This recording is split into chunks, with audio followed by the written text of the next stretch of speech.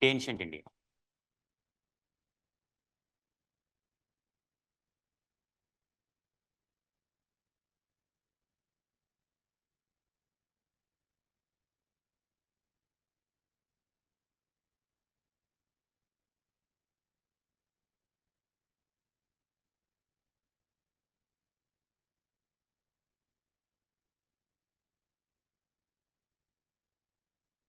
This is India.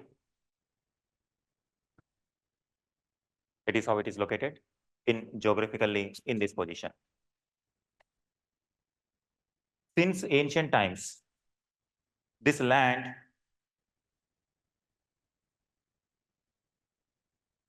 you can see. Suppose today we are living somewhere here, any part of the globe. But in the beginning place, how come we people are living? How we evolved? How much? What is the population of this? Today, what is the population of this area? 140 crore. This area is having 140 crore people. 100 years ago, how much was the population? Around roughly approximately, or during independence time period? Not even 60, 70. During independence time period, this 33 crores only. 30 in 75 years, now almost 100 crores extra people came. And if you go back to a little bit 200 years earlier, 20 crore. Then if you go back in the time, again, somewhere like 10 crore, 5 crore, 1 crore, or sometimes lakhs of the people. But in the first place, where is the first beginning of this human life started? In our ancient part, that is the beginning point. Indus Valley, some example. And how do we know about them? If something is written over there, we can easily write. But ancient people, they do not have anything to write, or they did not leave any evidence of writing. Only archaeology only we need to depend on. Depending on archaeology, people started searching for the ancient people, like the earliest people. That evidence came since lakhs of years ago. Indian land provided the evidence to make this line.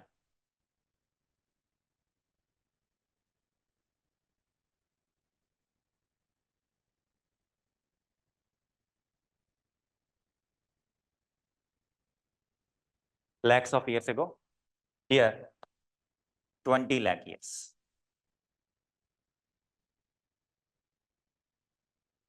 Because the human species evolution started around this time. Before that, humans are also came from animals. That is why before that, animal stage.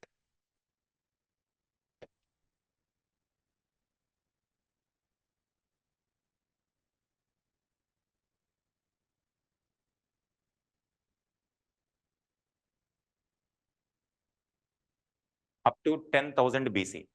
From 20 lakh years till 10,000 BC.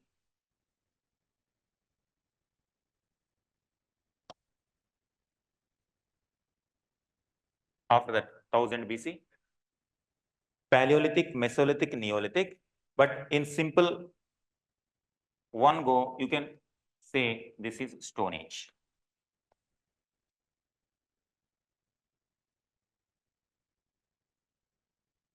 Because these earliest people, nothing was written. We have to depend on archaeology.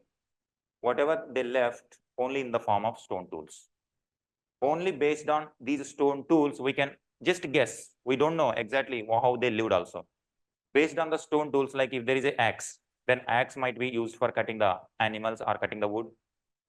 Some kind of screwdriver type of tools were also identified. Some micro tools were also identified.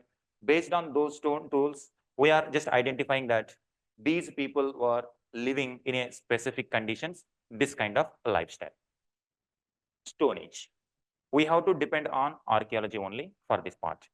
In India, we got the evidence around 4 lakh years ago also, 6 lakh years ago also, then 40,000 years ago also, 10,000 years ago also, and 10,000 BC also. Till this point of time, some kind of stone tools were identified in different parts. This part, it is not that when it comes to this, for example, in northeastern part, we got some stone tools around 1000 BC. In some conditions, in a place called Bori, we got these tools which were 5 lakh years ago. That means who are the ancient people here? Bori in this particular location near Pune, Bori, 5 lakh years ago. And if you go to this location, the tradition even much goes like before 10 lakh. So that means these are the most ancient people. Mehergarh is 7000 BC. In this location, some people were living around 7000 BC. In this location, we got earliest evidence somewhere around 2500 BC. That means on entire land is not populated at a time. Different areas were giving different evidences to show that this area, as of now, whatever evidence we have, the earliest human beings are there in the Maharashtra region. And even if you go back around this area in present day Pakistan area, even before 10 lakh years ago also, some people were there. And what is the evidence? The tools. Because we don't know how what they read and how they speak. But whatever tools they have, that is how that survived. And that evidence is surviving since 5 lakh years. That is why, based on these tools only, we need to identify. When it comes to prelims, here some sites will be given. And UPSC is giving like match the following. Like some places like Burjaham, they will give Jammu and Kashmir. Davojali heading, northeastern area, Assam. And somewhere Pikli Hall when it comes to Karnataka. These are some of the places, the Stone Age places we need to identify. And what was in which location they were identified. This is how prelims questions will be covered in this part. Why we are studying, just we need to know what are the important sites. And if you know in which states they are located, our prelims is done. And when it comes to mains, in some of the places, they have on the rocks, they have painted. And we don't know how they have written and we don't know what language they have spoken. But by seeing the painting on the walls of the caves, they used to live in caves, Bhimbetka caves, for example. On the walls of the caves, they have painted. And those paintings are still surviving after 40,000 years also, 20,000 years also, 10,000 years also. That is why we need to know about them through that. And when it comes to mains, UPSC has asked that how these paintings giving insight about Stone Age people. That is how mains question will come. 1000 BC. Now, this part, just you give the Stone Age only. Again, within Stone Age, we have Paleolithic, Mesolithic, Neolithic, that we need not worry. Here, around 7000 BC.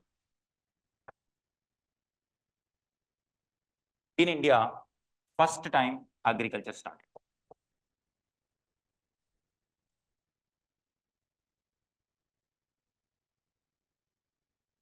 Around 7000 BC. Before that, hunting.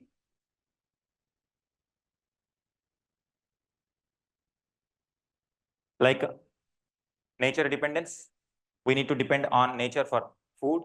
But for the first time, evidence is coming that around 7000 BC, human beings started making their own food. That evidence will come from a place called Mehergarh around 7000 BC. The moment it came, it is like a revolution in the human history. It is a revolution. Because human beings need not to worry about the food, they can produce the food. The moment food is available, then people will get some time. Earlier from morning to evening, they have to hunt. Now they need not to do that. They can settle in one place and families will be there. People interaction will take place. Society will emerge. Village system will emerge. Then that is how whatever today we are seeing like economy, society, technology, then art and culture, everything started developing after this phenomena. Before that, people do not have much time also. From morning to evening, they have to get the food only. Main profession was that only. But after 7000 BC, we got the evidence that agriculture started for the first time. And when they started settling, now even they started building their own homes also. These people were living in caves. From now on, what they started building their own homes. Those homes sometimes even entered into the urban phase, urbanized cities also they started building. This is between this period, we have even seen the rise of cities. For the first time in our Indian history, cities also came during this time period.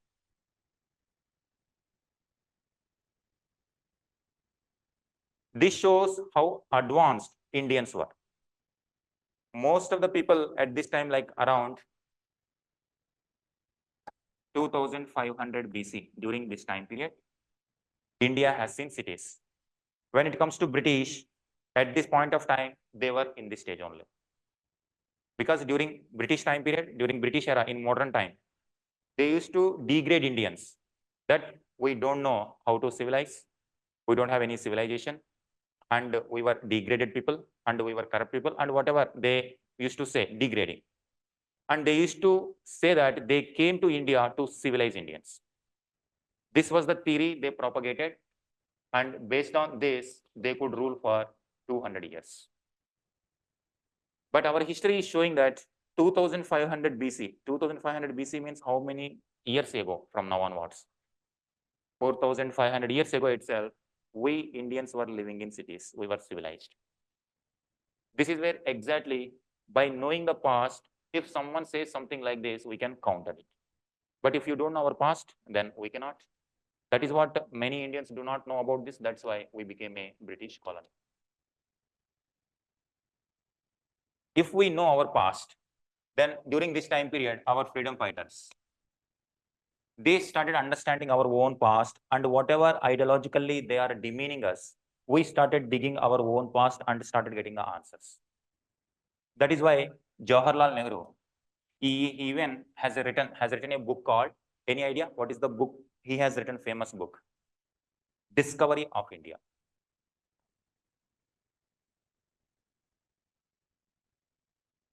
So India discovered itself. By knowing our past, we know our greatness, and we know our limitations also. We know our successes, we know our failures. That is where we need to know about the developments during this time period. Again, when it comes to prelims point of view, what are the different places where agriculture evidence is coming? That we need to know. Next.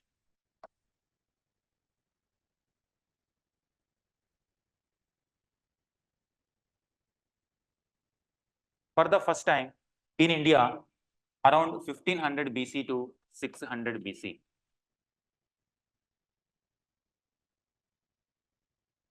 1500 BC to 600 BC, for the first time in our Indian history, we have seen something literature. The knowledge started recording, and this is called Vedic Age, Vedas.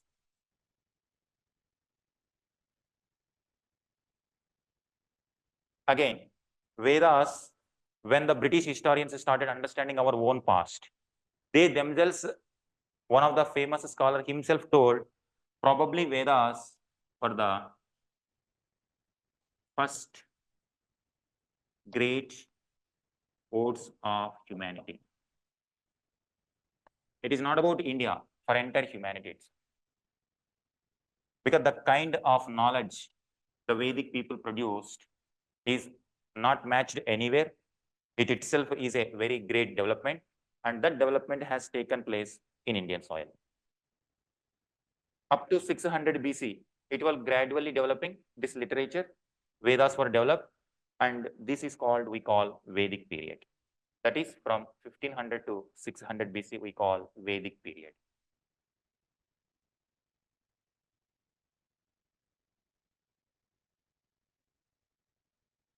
These cities emerged in this place. Do you see here green color? When it comes to, this is Indus River. In this Indus River,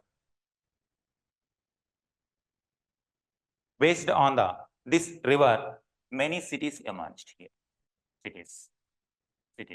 In some cases, even in this case also, different cities emerged. And these cities emerged around 2500 BC. In Gujarat also,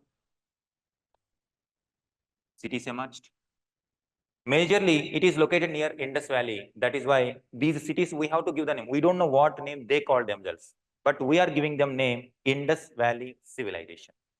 That is where around this time, whatever cities where you can give Indus Valley Civilization, IVC. How prelims questions will come? Again, important towns, important cities, what are the specialties? And when it comes to mains examination, questions are like coming, what we can learn from IVC people. Today, India is aiming for smart cities, urbanization. As people are growing, urban areas are coming, but many urban areas are having the slums. Why these slums are emerged? Because lack of sufficient housing, no sufficient water facility. Because of that, when more and more population is growing, the needs of the population not able to meet.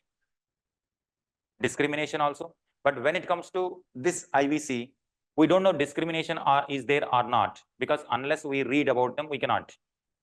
But whatever evidence they left, that shows very highly planned cities. Even today, we are not able to plan properly. Cities are growing very haphazard way. And when it comes to these cities, it is giving the evidence how to plan a proper city, how to develop proper drainage system, water management, trading, and the network facilities. These are all some of the things which we can learn even today also. In mains, UPSC is asking what kind of social elements or what message or what information we can use from IVC. So what lessons we can learn from IVC. Prelims wise important towns and in which location those are identified. When it comes to Vedic period, UPSC specifically as of now Vedic period was not asked, but generally it may ask how Vedic period laid the foundation for India's culture.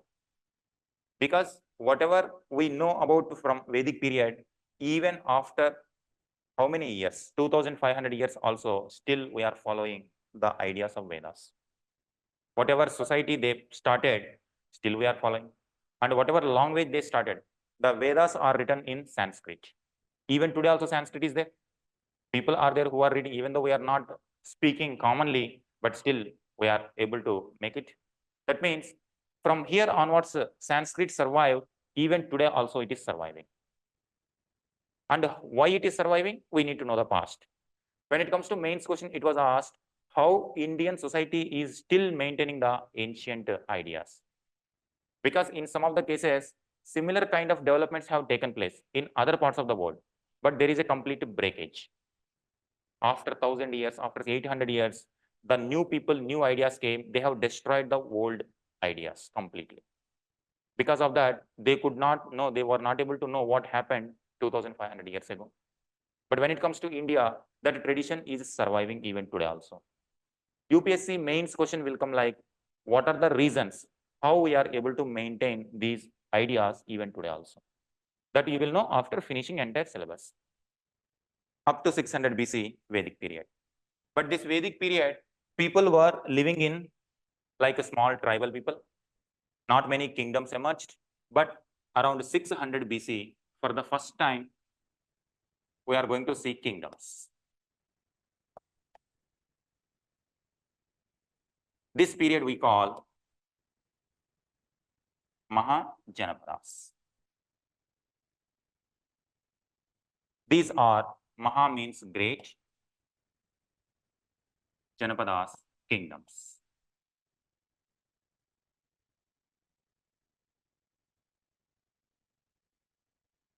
(600 BC to 321 BC), great kingdoms. During this time period, again UPSC prelims, important capitals of these kingdoms, in which places they are there. From 321 to 185 BC, first empire. First Pan-India empire, known as Mauryan dynasty, Mauryan period.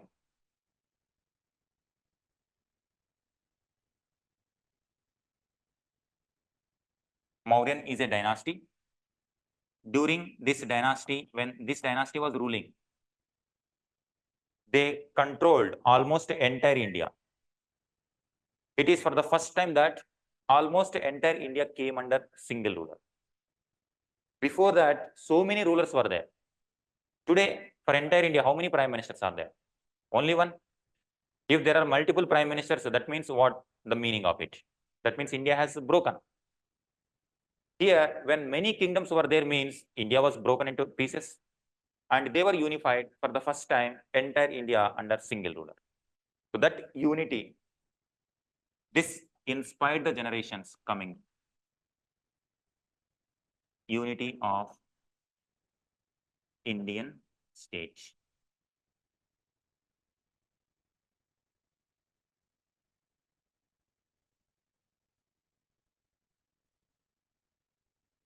And what is the contribution of Mauryans and how this is important for us? Like that, mains questions will come. Prelims questions like what are the places and also some their administration. Because today we are having a lot of technologies. Communication means if you want to move from Kashmir to Kanyakumari, within few hours you can reach through air travel. And if you want to move from Gujarat to Bengal, even in through ship also, you can reach very fastly. You can fly very fastly. But in those times, we are in 300 BC. The communication system of those times is very limited in comparison with today. But despite that, they maintained this land. It's very difficult to maintain. And the capital was this side, Pataliputra. During that time, Pataliputra was the capital. Today, Delhi is the capital. That time, this empire was having Pataliputra as the capital. And from Pataliputra, they were ruling in all the directions. So that means something is there to learn. Even with this kind of technology also, still we are facing some problem in the northeastern part, Jammu and Kashmir part, in the peripheries. But they have shown us how to administer. This way, UPSC gives what are the importance, what lessons we can learn from Mauryans and what was their administrative style. When it comes to prelims, there are some particular terms like their departments. For example, today we are having Ministry of Agriculture.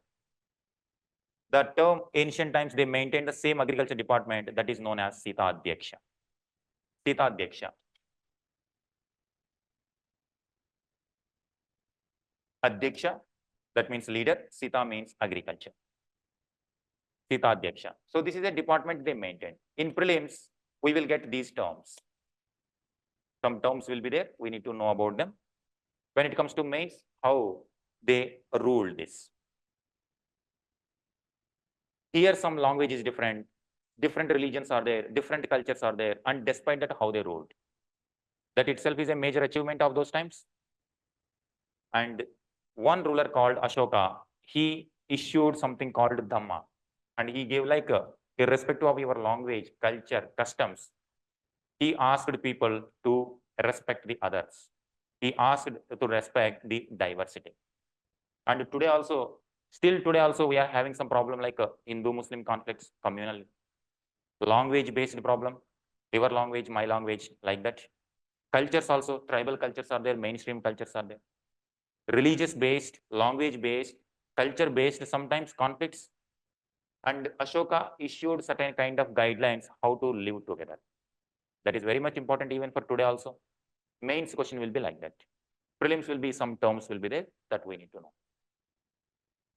After that, once it reached this much, if you want to maintain this entire India, your ruler should be very, very, very strong. If ruler is weak, what will happen?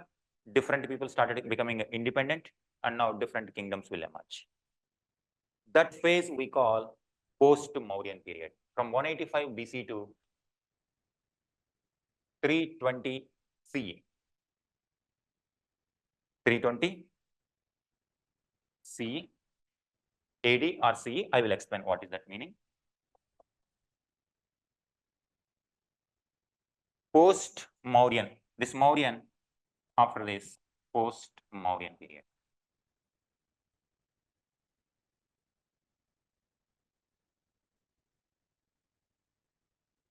In this period, many kingdoms once again.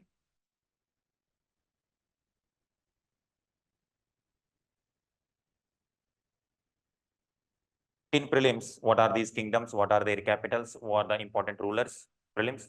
Mains based during this time period, economy flourished.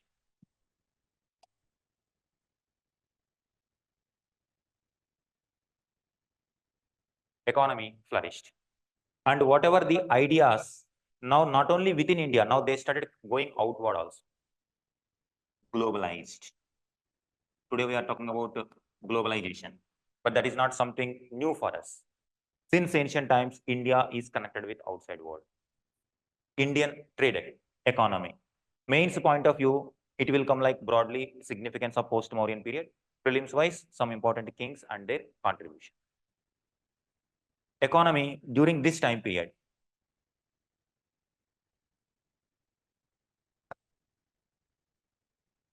The roads,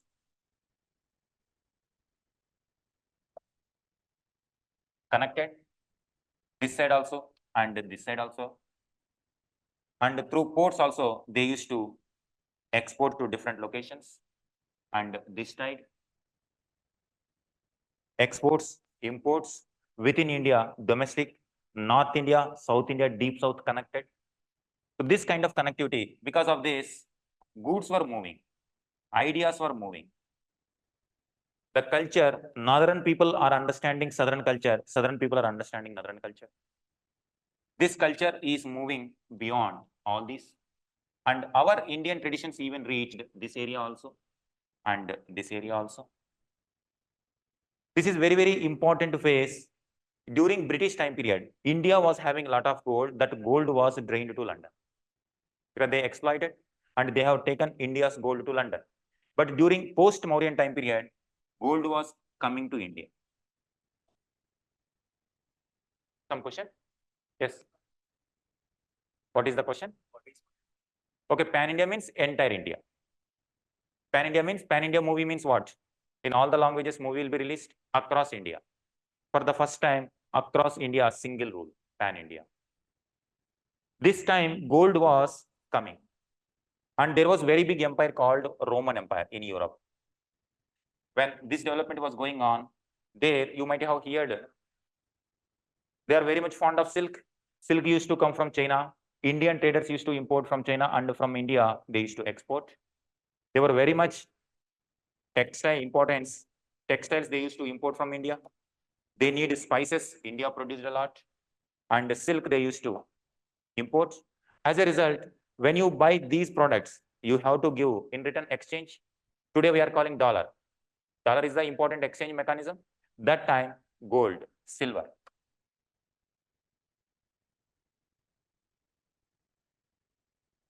Silk was also produced, but major producer of silk is China. From China, we used to import, and from there we used to export. Similarly, in this side also, it is like we are in the intermediary.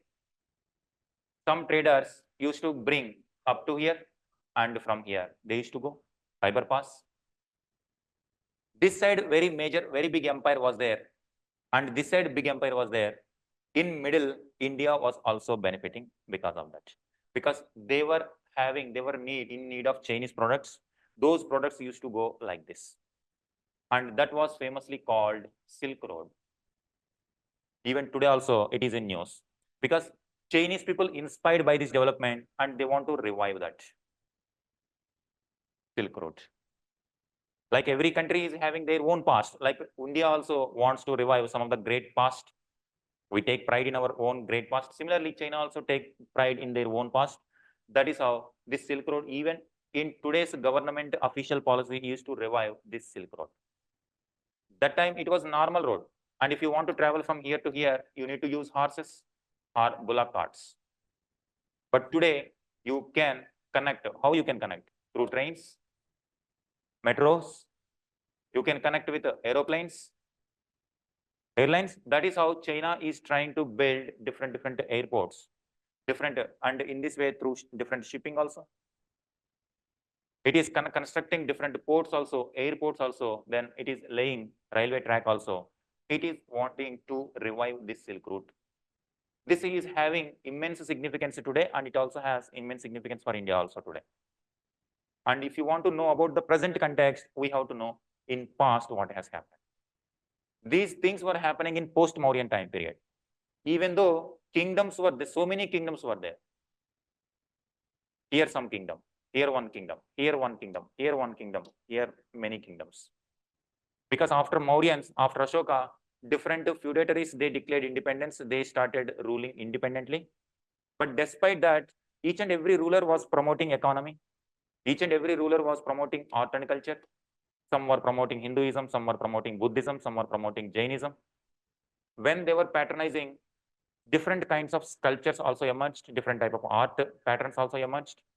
In prelims, we need to know which ruler is associated with which religion, which art and culture.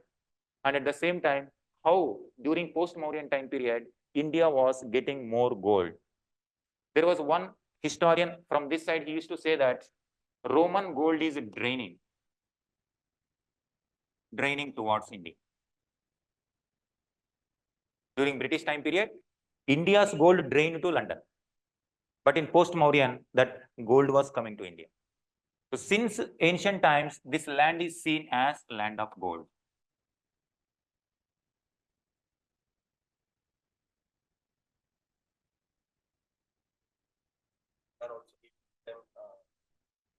Definitely, that is what trade. British actually drained through various mechanisms. That is why when India went into the hands of British, India's trade was almost 1/4. That means 25% of world trade was commanded by this land when British are just started their rule. But after they left us, just 2% of the world trade. And how many times famines took place? How many people killed? Even just before 3 years before they gave the independence in 1943, 1/3 of the population, Bengal population, wiped out, killed. Famine. This kind of devastation, this kind of poverty, and today also we are not able to come up with this colonial legacy. This is called colonial legacy. Means today also we are not a rich country completely. We are still developing country. And that developing country status, one of the reason is that exploitation that took place during the British time period. So they have degraded and they have created famine conditions and they have created very poor conditions. Almost 80% of the people were poor when India got independence. Then after 75 years also, still we are struggling very hard to develop this land. But in post-Mauryan time period, that means more trading was happening, active trading was happening. They were getting the goods and India in return were getting gold. At the same time, not only that, Romans also used to export the goods. They were good in wine and Indian kings used to import wine. Like today also imported alcohol like that. And they used to import different pottery type. Whatever they are specialized, India was getting. Whatever India is specialized, they are getting. It's a mutual benefit. But overall, India balance of trade. Today, India is facing balance deficit. That means we are exporting less, importing more. But at that time, we are exporting more, importing less. When it comes to mains point of view, this is what UPSC asks. How this age is so much important for the Indian history. This age has given us so much interconnectivity with outside world. India benefited due to various connectivity, trading routes. India became rich. As a result, once you become rich, you will start patronizing more art and culture also. There were traders, they were rich traders. Traders will start donating to different religious people. And they will start constructing some caves also. Buddhist caves also emerged. Ajanta caves, for example, very famous Ajanta caves. Those caves were patronized by the common traders. But common traders means without money in their hand, they cannot construct. So they constructed stupas, they constructed caves. So in that way, when you are rich, automatically art and culture also will flourish. From prelims point of view, who are the people and what are the places and what was their contribution? Different languages emerged, what different kind of books were written. Medicine also, some people have written a great books on medicine also. Medicine also developed. Charaka is a person and Charaka Samhita he has written during this time period only. Sanskrit was improving. Sanskrit was also taking a different shape. In that way, prelims questions will be asked different people, different places. When it comes to mains, we need to understand this one. This happened post-Mauryan period. That is why that period we call around 320, we call post-Mauryan